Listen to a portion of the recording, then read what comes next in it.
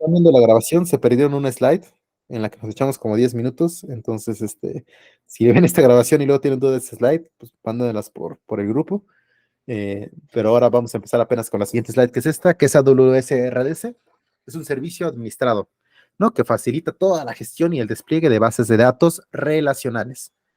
No todas las bases de datos relacionales. Hay un listado limitado de opciones que te da AWS, que tiene soportadas, y eso lo vamos a hacer en un slide más adelante. ¿Qué significa que esté administrado? Como ya se los expliqué en el slide anterior, ¿no? Pues nos automatiza muchas cosas que pues nos tomaría mucho tiempo si lo hiciéramos de forma manual. Entre esos, aquí está el listado. El seguridad y el parcheo de la asistencia de bases de datos, ¿no? Cada cuánto, pues sacan actualizaciones menores, por ejemplo, un MySQL, y todas esas actualizaciones menores, RDS, si lo configuras así, te las hace automáticamente, ¿no? Entonces ya no te preocupas de tener que estar actualizando el sistema, y también te dan muchas opciones para gestionar su seguridad.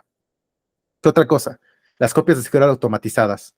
Esto es un salvavidas, se los juro. O sea, que ya automáticamente hagas las copias de seguridad y con un clic puedas restaurar una versión de un día anterior o de 10 minutos antes, es una maravilla porque horrores pasan, ¿no? Horrores desde que pueda ser un bug que tengamos que de repente parche muchas partes de la información, hasta un error humano, ¿no? Que alguien del equipo sin querer tire una base de datos de producción y la borre. Recuerden que un MySQL, por ejemplo, pues no tiene un histórico de cambios, ¿no? Si tú borras toda la base de datos de producción, pues ya se borró. Y aquí la única forma de recuperar los datos es con los respaldos automatizados, ¿no? Implementar respaldos automatizados, tú con un script a manita gestionando el servidor de Linux. Si no le hagan caso a Santi, por favor. Si ustedes lo intentan configurar a manita, es un dolor de cabeza. La verdad es que no se los recomiendo. Mejor si van a hacerlo, utilicen un servicio como este. Es un dolor de cabeza y luego nada te asegura que realmente funcionen tus respaldos. Me tocó escuchar una historia de horror de un compañero anterior de un trabajo que tenía, que pues, se cayó las datos de producción y todos, bueno, pues ni modo, vamos a ver los respaldos. A ver, ¿dónde están los respaldos? Pues deberían estar aquí y checan. Pues no están. Pues, ¿qué pasó?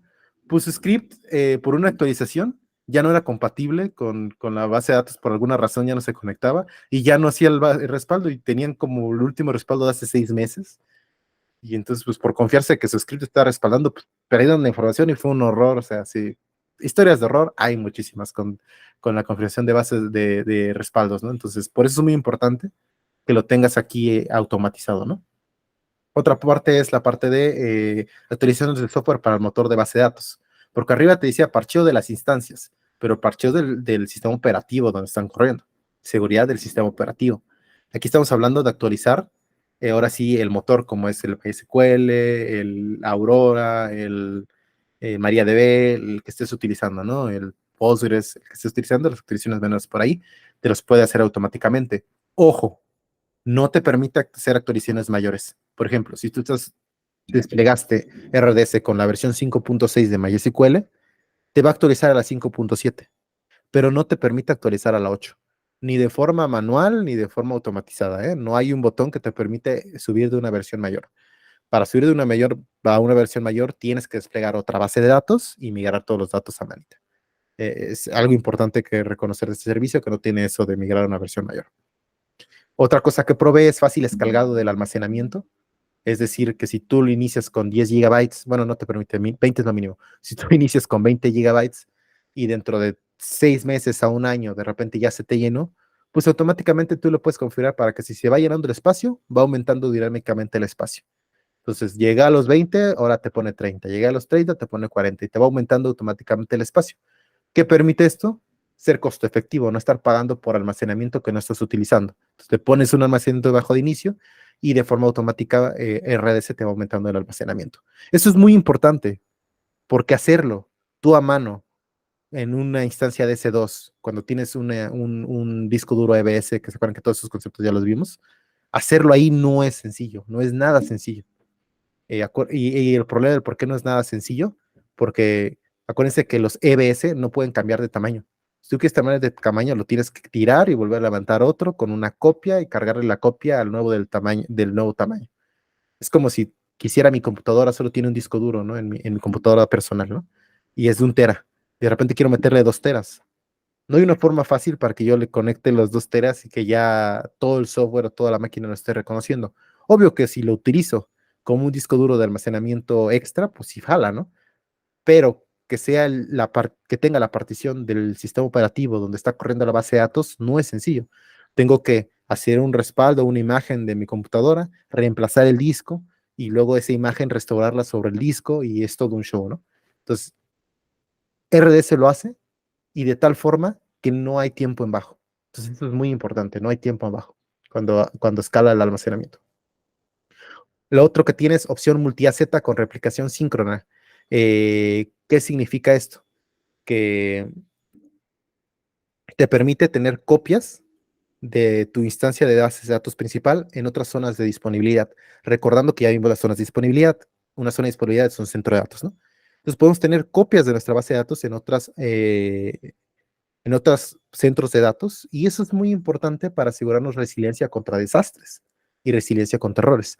Si de repente se cae mi base de datos por un error humano, porque hubo un desastre, hubo un incendio, hubo un tsunami, lo que tú quieras, tengo copias que están sincronizadas en segundos de diferencia, ¿no? Con la copia principal. Y abajo viene otra opción que dice conmutación por error automática para la opción multi-AZ. Si de repente hay un error, automáticamente el tráfico se dirige a la otra y tienes tiempo en bajo mínimo, o sea, casi cero tiempo en bajo. ¿Por qué? Porque como está replicado automáticamente, hace el switcheo y va a la otra. Entonces, eso también es muy importante porque tú hacer eso de forma manual está muy complicado, o sea, sí, sí es un tema, ¿no? Y por último, tenemos aquí opción de réplicas de lectura para cargas de trabajo de lectura intensiva. ¿Qué es eso de réplicas de lectura? Una cosa es la opción multi-AZ donde te hace réplicas de la instancia maestra y otra cosa son las réplicas de lectura. Las réplicas de lectura también son copias de los datos que tenemos ahí. Este, Sin embargo, estas réplicas no son copias maestras. ¿Qué quiere decir? No puedes escribir datos a esas instancias de lectura. Por eso son solo réplicas de lectura, solo permiten leer. Entonces, por ejemplo, eh, digamos un caso de uso, tenemos un blog de Medium, ¿no? ¿Conocen Medium? Yo creo que es en tecnología una de las plataformas para blogs, si no es en tecnología, en varias cosas, una plataforma para generar blogs y compartir información muy, muy grande, ¿no? Hoy en día. Entonces, un medio, la cantidad de lecturas que tiene es muchísimo mayor a la cantidad de la gente que está redactando los artículos, ¿no? Entonces, en ese caso, nos hace muchísimo sentido tener réplicas de lectura donde pues toda la gente que está consumiendo el contenido está yendo a pegarle esas bases de datos de lectura y solamente los que están redactando el contenido van a darle a la base de datos maestra, ¿va? Así funciona y son dos cosas diferentes. Uno es el multi-AZ para las copias síncronas de la base de datos maestro y otra cosa son las réplicas de lectura. Y así como suena como que son copias, ¿no? Son otras instancias de servidor que va a tener en otras zonas de disponibilidad, igual las réplicas de lectura. Y así como suenan, así cuestan. Prácticamente levantar una réplica de lectura es como si tuvieras dos bases de datos y así te cobran, ¿eh? Para que sepan que esto no es gratis, te cobran prácticamente por cada instancia, ¿no? Entonces, como tienes un costo de tu instancia que levantaste de base de datos maestra, si levantas una réplica de lectura, esa réplica de lectura tiene costo. Si haces una implementación multi-AZ con una réplica, esa réplica multi-AZ también tiene costo. Entonces, te cobran prácticamente por cada instancia. Eso sí, te cobran menos. O sea, si la base de datos, digamos, te cuesta $100 al mes, con la réplica te cuesta $170 al mes. Entonces, es un poquito menos, pero igual cuesta, ¿no? Entonces, para que sepan que eso también puede ser una limitante, ¿no? Hay veces que tú dices, no, métele todo porque yo quiero que tenga todo mi servicio, pero oye, soy un blog chiquito, apenas voy empezando. Por más que yo quiera, no me puedo costear tener una implementación multi-AZ con réplicas de lectura, ¿no? Pues no hace sentido, ¿no? Em, de todas formas, en experiencia les comparto, es muy raro que se caiga una base de datos eh, por un desastre cuando me refiero a un desastre de que haya un tsunami o un incendio o algo así, o porque el sistema operativo se saturó, o porque se cayó el server porque ya lleva mucho tiempo prendido. Es muy raro. La verdad es que la mayoría parte de los errores va a ser porque hicimos algo mal nosotros, codificamos algo mal. Y en el caso de que suceda eso, cuando se cae la maestra, y switchea a la alterna, solo es cuestión de tiempo para que la alterna también se caiga, ¿no? Entonces, pues realmente, en mi experiencia, si hacemos las cosas bien, una instancia única sin las replicaciones es muy estable, no da problemas, ¿no? Como que si la desplegaras en un S2, les va a dar problemas, ¿no? Entonces es la ventaja de RDS. ¿Tiene alguna duda de todo esto que les platiqué aquí?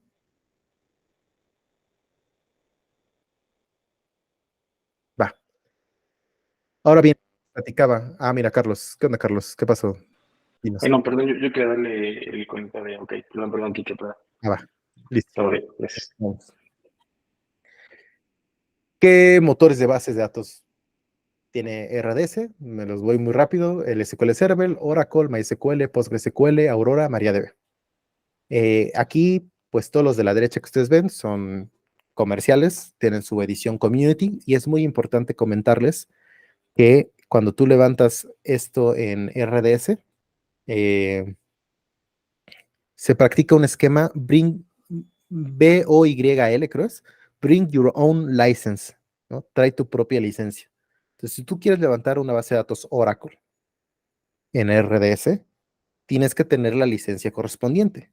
AWS solo te cobra por los servidores, ¿no? Y por toda la automatización que hablamos todo lo anterior, ¿no? Pero no te pone la licencia. La licencia tú la tienes que contratar. Entonces tú tienes que tener tu licencia y correrla ahí.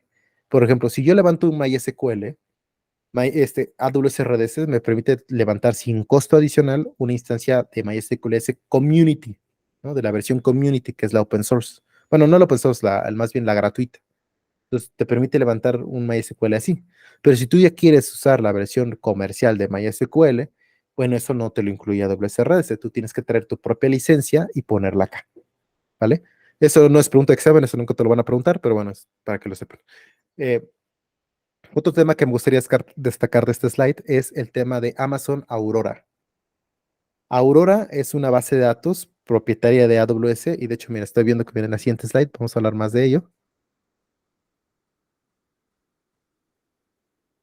Amazon Aurora, como les decía, es propietaria de AWS y es compatible con MySQL y Postgres. ¿Qué significa que sea compatible? No significa que esté basado en MySQL y Postgres, sino que es un code base completamente separado, sino que si tú tienes una aplicación corriendo en MySQL, ya tú tienes las queries programadas en MySQL, ¿no? Y todo corriendo como si, bueno, con una base de datos MySQL. Si tú migras a Aurora, no tienes que cambiar tu código. Tú puedes, ahí cuando levantas una instancia de Aurora, te dice, ¿con qué quieres que sea compatible? ¿Con MySQL o con Postgres? No puede ser con las dos, solo con una.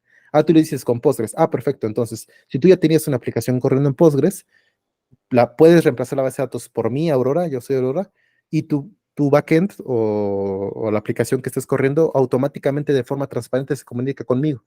No tengo problema porque expone la interfase como si fingiendo que es un Postgres con las queries de Postgres, con el lenguaje de Postgres, ¿no? Entonces, eso es importante.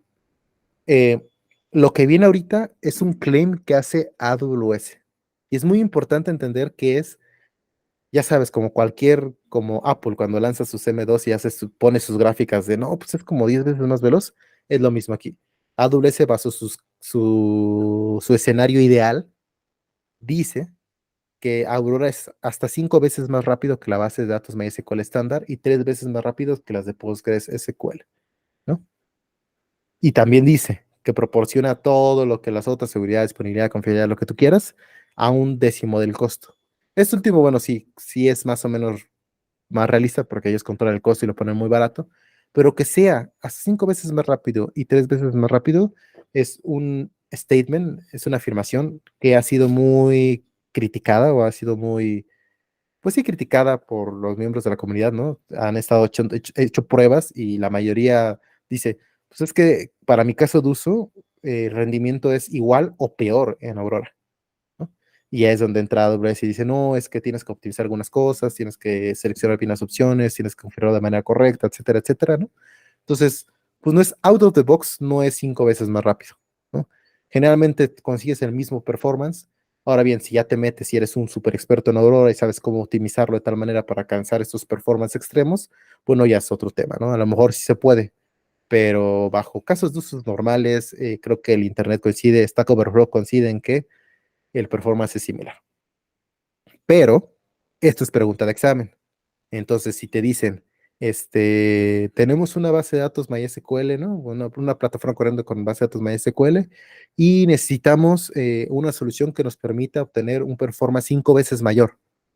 Ah, es clarito que lo que quieren que les pongas es que es Amazon Aurora, literal. Entonces, eso sí es pregunta de examen de certificación y como siempre en todos los exámenes de certificación, a mí me gusta decirlo, es un comercial también para AWS, ¿no? Entonces, pues te va a venir una pregunta de ese estilo, muy probablemente les va a venir una pregunta de ese estilo, entonces nota ahí, pregunta de examen, ¿no? ¿Qué más? Aurora está completamente autoadministrado por RDS, ¿no? Entonces, todo lo que proporciona RDS, ¿no? De que, lo que hablamos de las actualizaciones, los respaldos, los escalamientos, las réplicas, todo eso también lo proporciona Aurora. Y algo importante es que Aurora también tiene una versión serverless. La versión serverless es que automáticamente te escala los servidores de manera horizontal y vertical para ajustarse a la demanda. Ahí, similar a DynamoDB, tú le tienes que decir cuál es tu estimado de lecturas y escrituras y ya se ajusta a eso. Y esos ajustes los puedes ir cambiando dinámicamente, ¿no? Entonces, en vez de que tú levantes un servidor, tú no levantas un servidor, aquí es diferente, porque con RDS levantas un servidor, perdón, creo que no les dejé claro eso, se levanta una instancia de servidor que RDS administra, ¿no? Tú no tienes control sobre ese servidor, lo tiene RDS. Con Aurora tú no levantas un serverless, perdón, Aurora Serverless, tú no levantas un servidor. Por detrás probablemente tiene una granja de servidores, pero lo que tú haces es reservar cierto nivel de capacidad de escritura y lectura para tu aplicación, ¿vale? ¿Cuál es la ventaja? Es compatible con MySQL. Entonces, si tú quieres pasar tu base de datos a serverless sin tener que cambiar tu aplicación a un DynamoDB o un Mongo o algo que sea más como escalable, quieres alcanzar este tipo de escalabilidades muy dinámicas con una solución, puedes utilizar ahora serverless. Y eso también es pregunta de examen. Les puede venir en la certificación una pregunta de, vamos a lanzar una plataforma donde la carga, no, perdón, la demanda es altamente variable y dinámica, pero nuestro demo, nuestro MVP lo hicimos con qué solución podríamos implementar para dar resolución a nuestro problema. Aurora Serverless, ¿no? Estamos en MySQL, pero vamos a enfrentarnos a una situación muy volátil en cuanto a demanda. Aurora Serverless es la respuesta para ahí. Ahí las palabras clave, ¿no? Es demanda muy variable y que estamos en MySQL, ¿no? Entonces, pues ahí ya es donde entra Aurora, ¿vale? Recordando y volviendo a hacer hincapié en que RDS no escala automático. RDS tiene tú levantas un servidor y ese es el servidor que te atiende. A diferencia de S2, que bueno, más adelante vamos a ver que los S2 se pueden escalar de ciertas maneras. A diferencia de toda esta capacidad computacional que tú puedes escalar, la base de datos no escala, RDS no. Las bases de datos relacionales no están diseñadas para trabajar en clústeres de tal forma de que escalen de forma automática. Es una de las grandes debilidades de este tipo de bases de datos, ¿no? Entonces, eh, Amazon vio una oportunidad y lo intenta solucionar con Aurora. Ahora bien, que hay muchos otros tipos de soluciones para solucionar este problema. Sí, ya hoy en el mercado hay muchos otros tipos de base de datos, ¿no? Que te permiten solucionarlo. Pero bueno, la apuesta de Amazon es Aurora para eso. ¿Va? ¿Preguntas por aquí hasta el momento?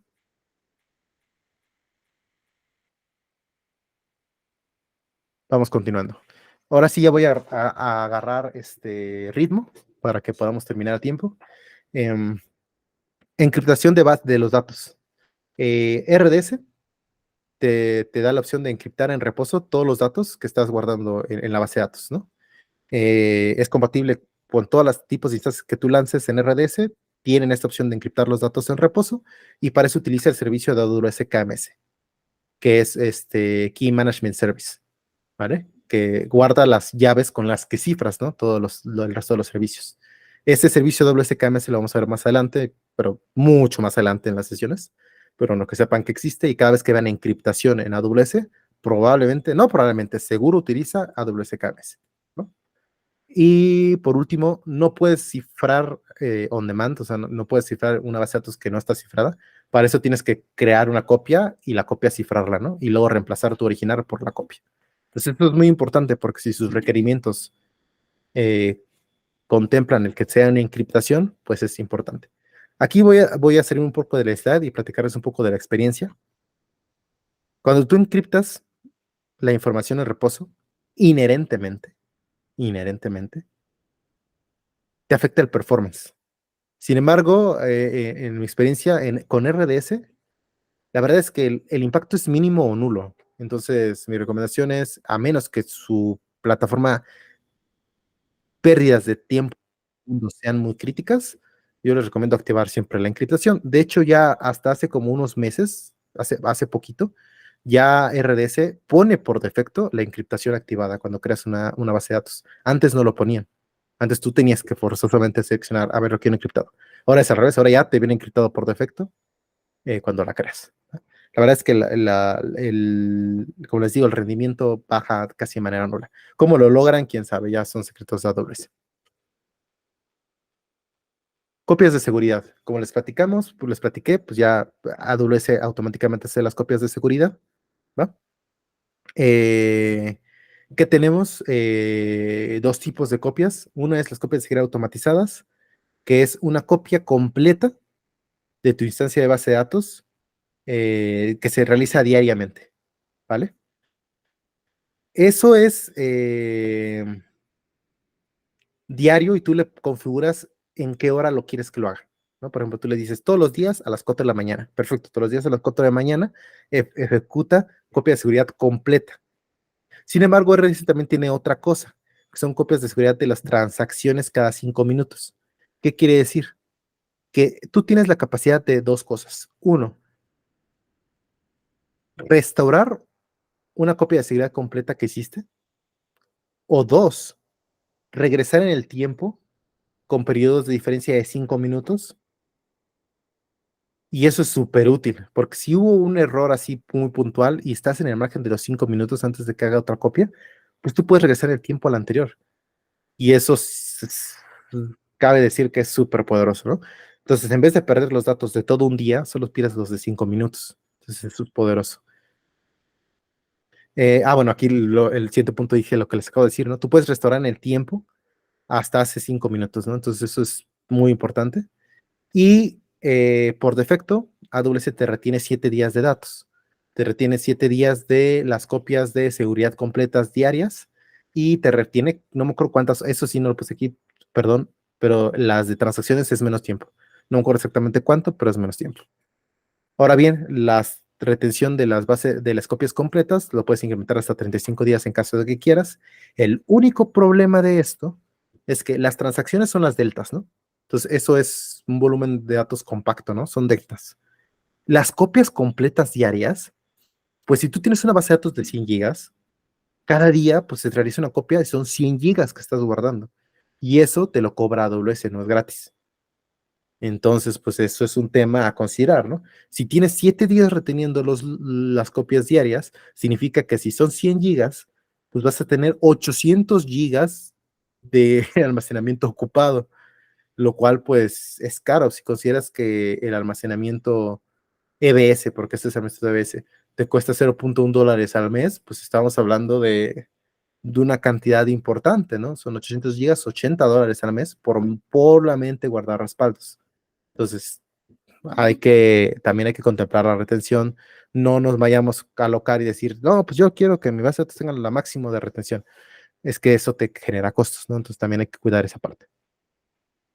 Y por último, también puedes hacer instantáneas de la base de datos. Es decir, no necesitas esperar a que llegue la hora del respaldo, sino que yo ahorita quiero hacer una instantánea. Pues ahorita te hago una copia y esa copia de seguridad la puedes utilizar para lo que tú quieras. Puedo levantar una réplica, puedo levantar otra base de datos para pruebas, para demos, para lo que yo quiera, o pues la dejo ahí como copia de seguridad, ¿no? También se puede esa parte, ¿vale? ¿Qué más? Todo esto ya lo habíamos hablado al inicio, ¿no? Pero ya va con más detalle. Tenemos lo de la escalabilidad automática del almacenamiento, ¿no? Que es lo que les decía, ¿no? Si tú alojaste 20 gigabytes y de repente ya llegaste a los 20, puede ir aumentando dinámicamente RDS el espacio que está ocupando. Creo que lo máximo son 1000 gigas, un tera. No creo si son 1000 gigas o 1000 teras. La verdad ya no me acuerdo, pero es una cantidad absurda de datos lo que te permite llegar a escalar esto. Entonces, te permite hacerlo de forma dinámica. Cuando se está quedando sin datos, te aumenta el almacenamiento. Y eso es importante, ¿por qué? porque así pagas solo lo que estás ocupando. Una de las premisas más importantes de la nube es paga por lo que estás ocupando, ¿no? Si no estás ocupando un servidor, apágalo. Si no estás ocupando cierto almacenamiento, libéralo. Solo ocupa el almacenamiento que realmente necesitas, ¿vale? Para hacer que funcione esto, tienes que ponerle el umbral de almacenamiento máximo.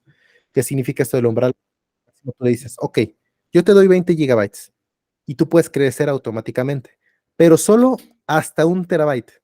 No te pases de 1 terabyte. ¿Por qué? Porque imagínate que hay un error en nuestra aplicación y de repente se empieza a llenar de basura la base de datos y de repente le pusiste almacenamiento ilimitado, pues imagínate lo que te va a costar dentro de poco, ¿no? Entonces, para prevenir eso, tú le pones un umbral máximo. Puedes escalar hasta tantos gigabytes, ¿no? No puedes superar ese tamaño.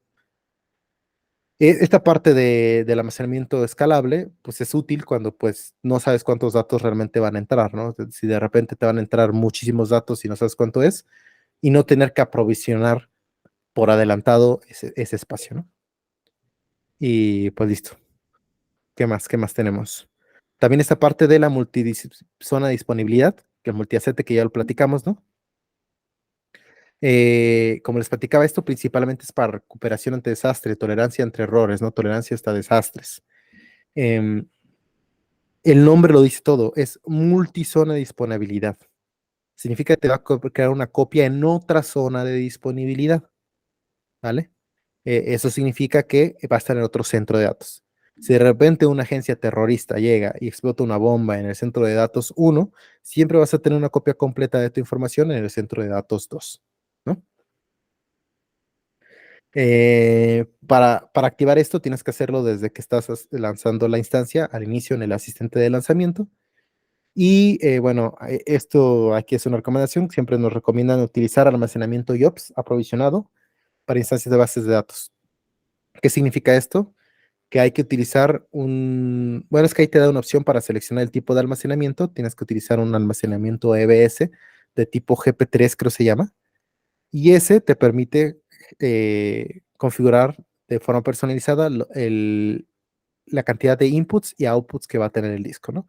El performance de lectura y escritura, ¿no? Entonces, ese tipo de discos que tú puedes personalizar son los que te recomiendan para lanzar instancias multi-AZ.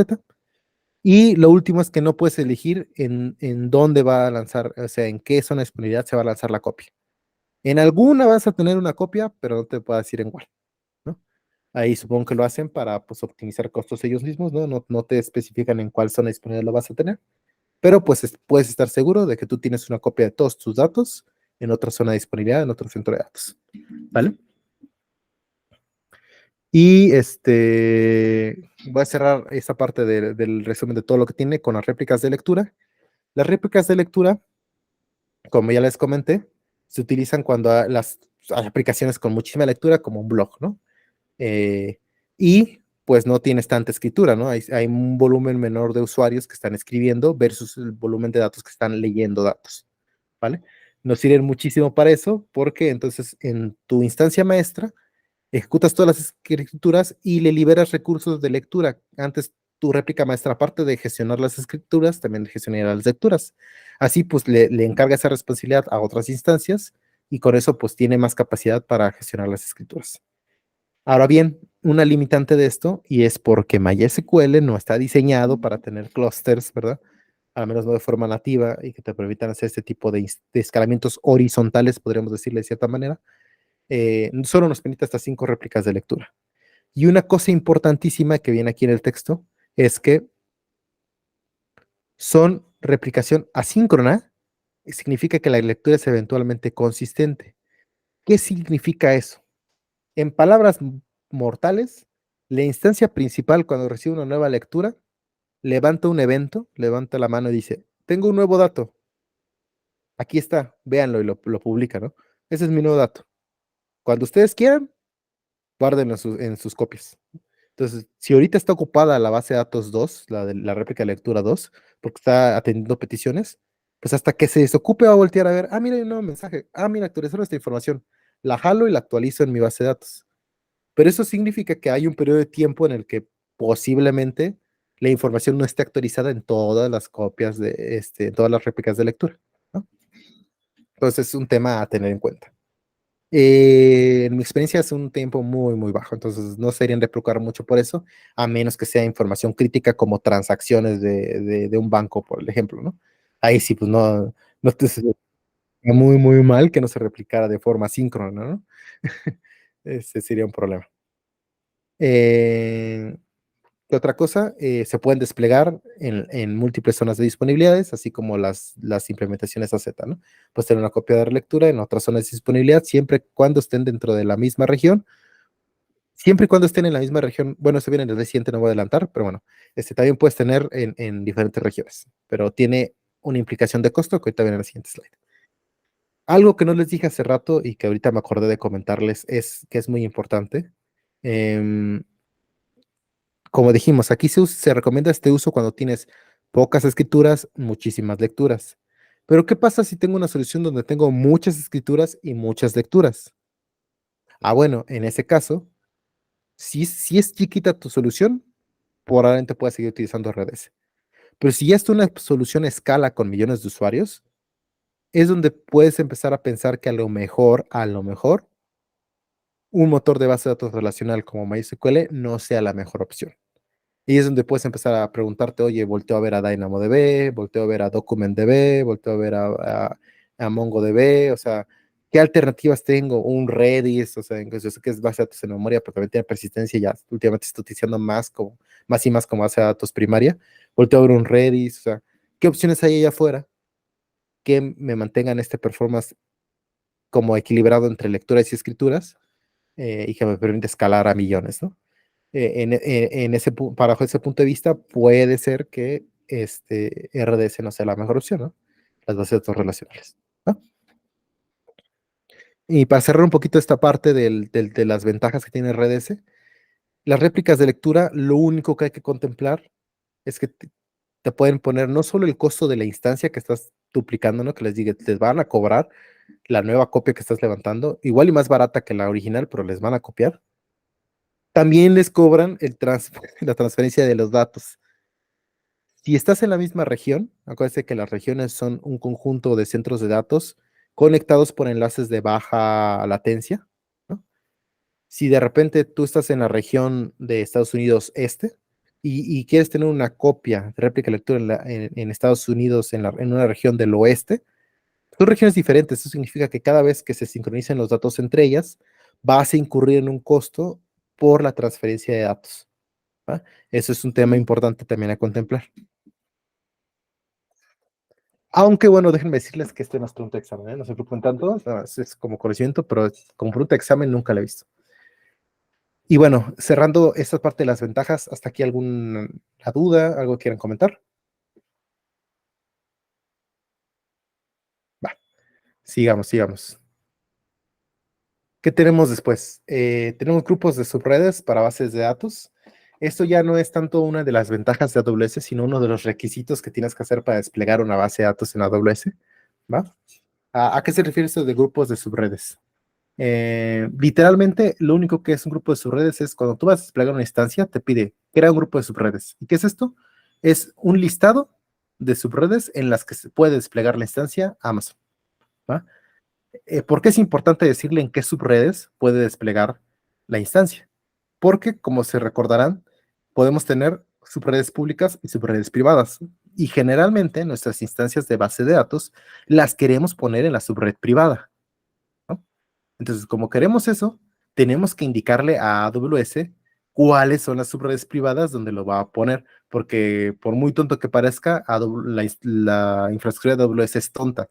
Ella no sabe dónde lo quieres poner, ¿no? Entonces tú te tienes que decir en dónde lo vas a poner, ¿vale?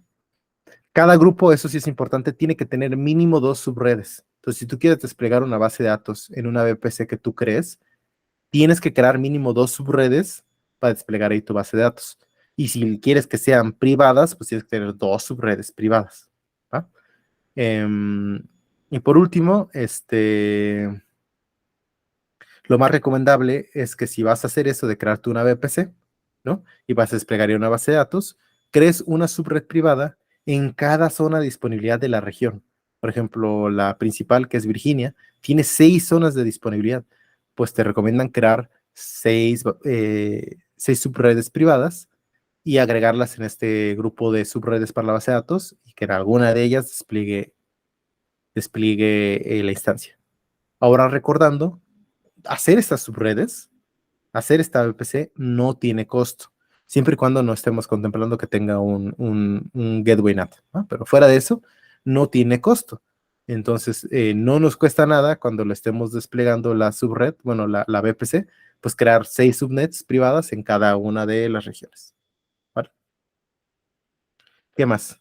Tenemos otra cosa que se llaman grupos de parámetros y grupos de opciones de base de datos, que también te los va a pedir crear cuando vayas a crear una base de datos.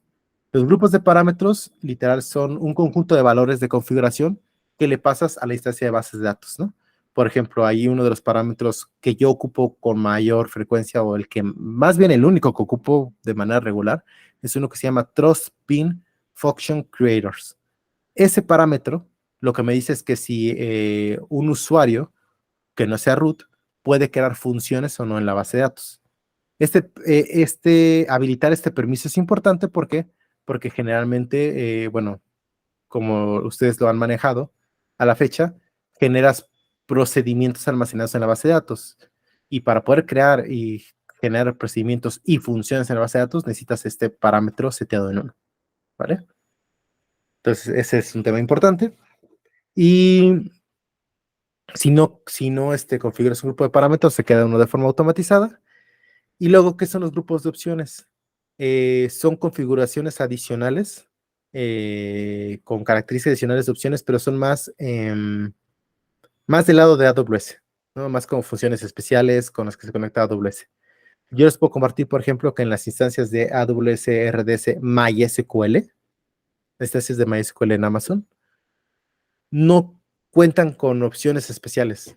Entonces, pues, te pide crear el grupo, pero realmente no puedes escoger opciones porque no tiene opciones al día de hoy, ¿no? Entonces, eso es también, es un poco contraintuitivo. Luego, ¿por qué no lo puedo crear? Me pide un grupo de opciones, pero lo creo, pero pues no tiene nada, no le puedo hacer nada. Bueno, porque escogiste MySQL y MySQL no tiene opciones, ¿va? Pero eso no significa que otros tipos de motores de base de datos no tengan opciones. Y bueno, hasta aquí cerramos el tema de AWS RDS, ¿va? Con esto ya es la parte de base de datos RDS relacionales. Lo único que me gustaría comentarles es que en temas de pricing, el esquema es muy similar a lo que teníamos con S2. Perdonen que no puse un slide, se me olvidó por completo, para qué debería ir ese slide. El pricing es muy similar, que significa que te cobran por cada instancia de servidor de bases de datos que levantes, ¿no? Entonces, cada instancia tiene, dependiendo del tamaño y de las propiedades de configuración, bueno, no configuraciones, sino características de cada instancia que levantes, va a costar algo o diferente, ¿no? Para pruebas, ustedes pueden desplegar una base de datos T2.micro, así como desplegamos el servidor T2.micro, pueden hacer lo mismo para la base de datos y será gratuita hasta que caduque su prueba gratuita de AWS, ¿no? Ya cuando estés hablando de cargas de producción, pues ahí sí es donde pues vas a tener que ahora sí pagar, ¿no? Eh, ya depende de tus requerimientos, qué tipo de instancia vas a comprar por debajo de la base de datos que vas a desarrollar. ¿Por qué? Porque al final del día, yo les dije que es todo un show desplegar en S2. Pues bueno, estas bases de datos se despliegan en un servidor de S2. La diferencia es que ya Amazon se pasó con toda la talacha de saber cómo se tienen que configurar, cuáles son las best practices y todo esto, ¿vale? Entonces, recapitulando, los costos son muy similares a S2 en el aspecto de que te cobran por instancia, te cobran granularmente hasta la hora o hasta el minuto, entonces te cobran por minuto de uso. Y lo último importante que les quiero compartir es que por regla general, si tú vas a desplegar un servidor de S2, por ejemplo, un T2.micro, por regla general, si vas a desplegar una base de datos T2.micro, que es el mismo, te va a cobrar lo doble. Por regla general, así cuesta, lo doble. Entonces, si tienes un servidor M4.large, si levantas una base de datos M4.large, te cuesta lo doble la base de datos de lo que te cuesta el servidor. ¿Por qué es así? Pues porque Amazon te está cobrando por todo lo que te automatizó, ¿no? Y que te quitó de las manos de encima. Y el argumento de AWS es que te vas a ahorrar en un database administrator. ¿Por qué? Porque prácticamente lo hace todo Amazon. ¿Sí? Y bueno, con eso cerramos el tema de RDS. No sé si te quieren saber algo, volver a regresar algún slide de RDS, si no continuamos.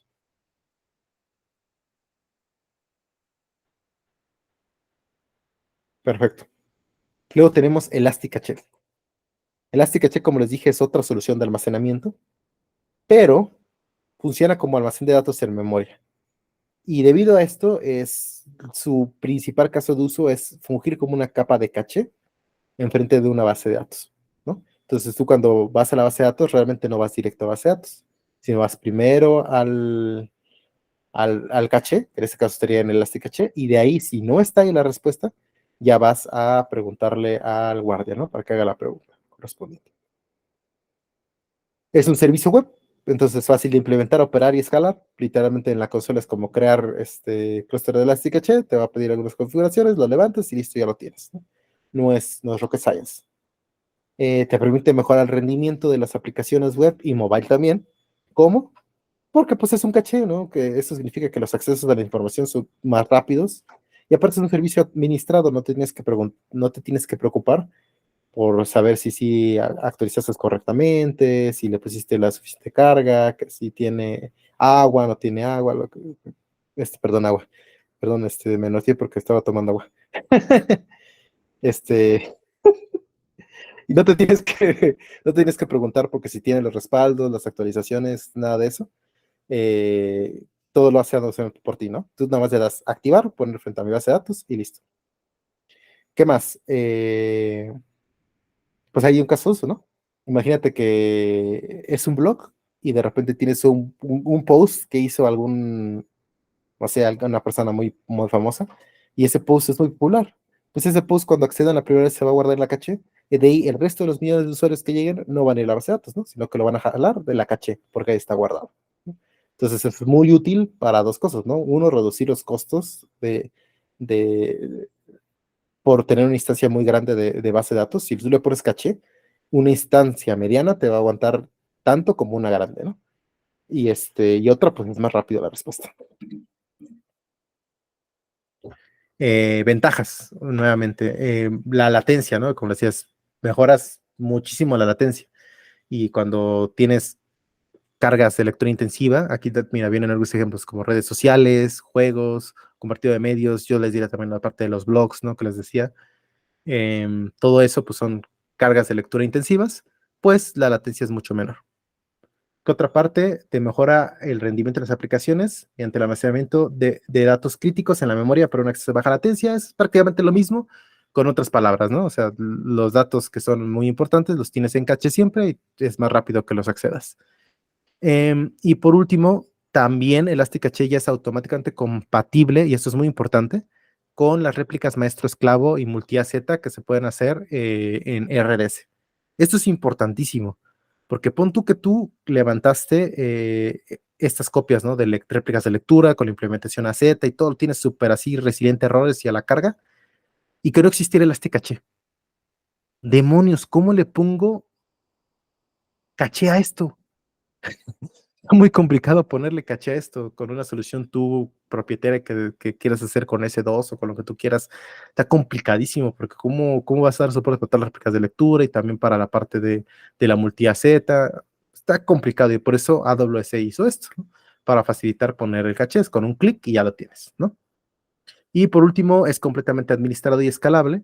Igual conforme vas teniendo más tamaño, tú le vas agregando más capacidad y pues de forma automática escala, ¿no?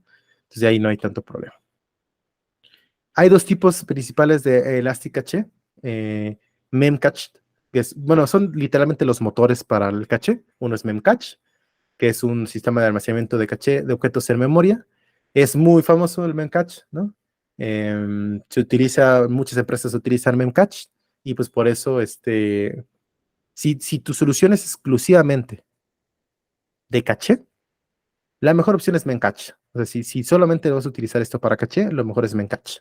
Indiscutiblemente son los que tienen más tiempo, no sé si decir en el mercado, pero más tiempo en la industria, más experiencia, más optimizado. Si es exclusivamente para caché, Memcache. Pero ¿qué pasa? También tienes otra opción que es Redis. Redis seguramente han escuchado de ellos, de Redis, del motor Redis, es igual a una base de datos en memoria de tipo clave-valor, ¿no? El de arriba era de objetos, aquí es de clave-valor. Y admite estructuras más complejas de datos, ¿no? Te admite conjuntos ordenados y listas, por ejemplo. O sea, tiene una mayor complejidad. Arriba es exclusivamente soy caché. Acá, si tú quieres, me puedes utilizar como base de datos principal, ¿no? Te dice Redis, ¿no? Y entonces, si tú vas a utilizar o necesitas un almacenamiento de memoria muy rápido, pero para otro tipo de soluciones, como por ejemplo guardar tokens de usuario, hacer un broker de mensajes, o alguna cosa más complicada que no es solamente poner un caché frente a la base de datos, puede que tu mejor opción sea Redis, ¿no? Depende muchísimo del caso de uso, ¿vale? Es completamente depende del caso de uso. Pero bueno, que sepan que la caché soporta estos dos tipos de soluciones. Y ahora bien, ¿cuál sería una pregunta de examen, de certificación? La pregunta, la verdad es que no va a entrar en tantos detalles de que si es un cacho Redis. Seguramente lo que vendría en el examen es, eh, tenemos una plataforma, una aplicación en la que ha incrementado el volumen de acceso a la información.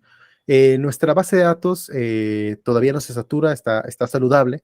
Sin embargo, hemos notado un degradamiento en el rendimiento de la latencia que da la base de datos en cuanto a las lecturas. Eh, ¿Qué solución puedo implementar para reducir la latencia de estas lecturas? Pues fácil, rápidamente, caché es la opción, ¿no? Entonces, es palabra clave, latencia de la base de datos, ¿no? Entonces, ¿cómo reduzco la latencia a las lecturas? Pues con un caché, y aquí el servicio probablemente vendrá una de las opciones, AWS Elastic Cache. ¿Va? ¿Alguna pregunta de Elastic Cache hasta aquí?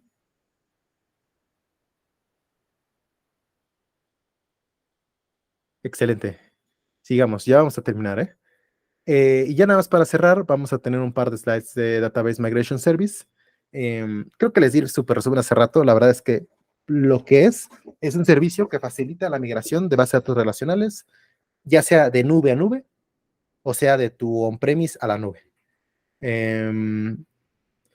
También puedes de la nube on-premise, pero no es tan recomendable. Pero en teoría sí se puede, puedes hacer eso. Y también puedes usarlo, aunque no sé por qué lo harías, también puedes usarlo para que te gestione la migración de on-premise a on-premise. Bueno, cuando digo no sé por qué lo harías, es porque te va a incrementar mucho la latencia, ¿no? O sea, la duración de la migración va a aumentar muchísimo si haces de on-premise a on-premise a través de Database Migration Service. Pero bueno, si a lo mejor lo que quieres es que se haga muy fácil y que tú no tienes que preocuparte de que se migró correctamente todo, pues a lo mejor sí hace sentido para ti, ¿vale? ¿Cómo funciona un poquito?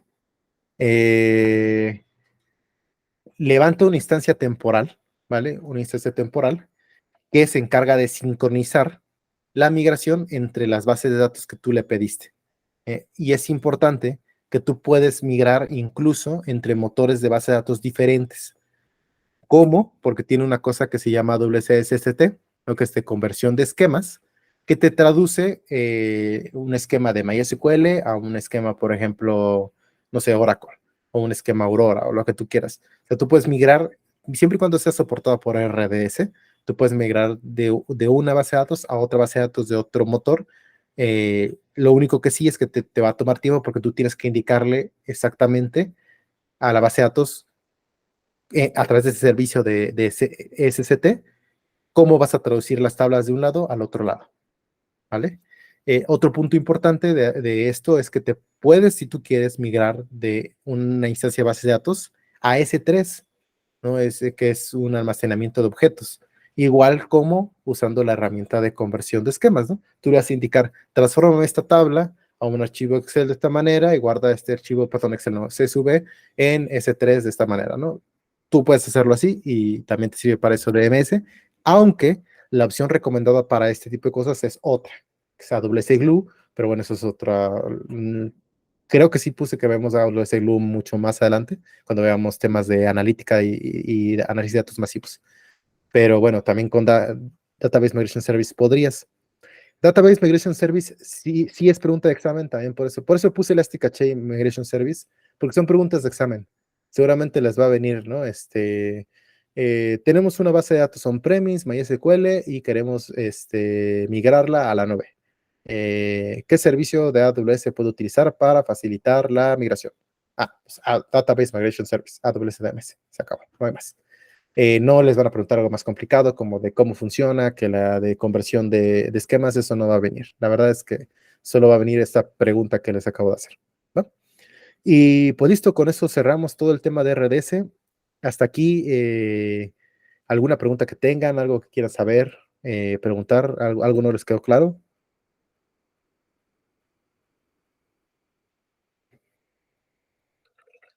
Perfecto. No, todo bien, gracias, Kike. Todos les quedó claro. Ahora bien, les tengo una pregunta. Tenemos 20 minutos y tenemos dos opciones. Primera opción, en estos 20 minutos hacemos la práctica de levantar la base de datos y si nos da tiempo, migramos nuestra aplicación que tenemos en S2, que me imagino que la tienen corriendo ya en sus servidores, a que utilice RDS en vez de utilizar S2. Esa es la primera opción. La segunda opción es, ya cerramos aquí esta sesión y en la siguiente sesión vamos a introducir una sesión intermedia desplazando el calendario y lo que haría en esa siguiente sesión es dos cosas. Uno, en la sesión en la que desplegamos en S2, me faltó desplegar ahí el frontend, que es una parte muy interesante que me gustaría mostrarles. Entonces, lo que propondría, si les gusta esa opción, es hagamos otra sesión la siguiente semana, pero en vez de continuar con nuestro cronograma, despleguemos el frontend en S2 para que vean cómo se hace. Y aparte, hagamos esta práctica de base de datos con muchísima más calma para ir paso por paso y ya conectemos el backend que tenemos en S2 a RDS con calma también.